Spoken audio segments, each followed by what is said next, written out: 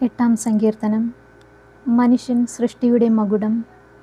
കർത്താവേ, ഞങ്ങളുടെ കർത്താവേ, ഭൂമിയിലെങ്ങും അവിടുത്തെ നാമം എത്ര മഹനീയം! അങ്ങയുടെ മഹത്വം ആകാശങ്ങൾക്കുമീതെ പ്രകീർത്തിക്കപ്പെടുന്നു. ശത്രുക്കളെയും രക്തദാഹികളെയും നിശബ്ദരാക്കാൻ അവിടുന്ന് ശിശുക്കളുടെയും മുല കുടിക്കുന്ന കുഞ്ഞുങ്ങളുടെയും അധരങ്ങൾ കൊണ്ട് സുശക്തമായ കോട്ട കെട്ടി.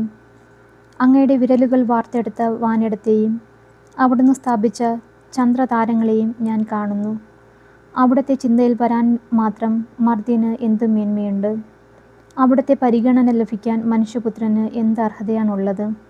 എന്നിട്ടും അവിടുന്ന് അവനെ ദേവദൂതന്മാരേക്കാൾ അല്പം മാത്രം താഴ്ത്തി. മഹത്വവും ബഹുമാനവും കൊണ്ട് അവനെ മകുടം അണിയിച്ചു. അങ്ങ് സ്വന്തം കരവേലകൾക്കുമേൽ അവന് ആധിപത്യം നൽകി.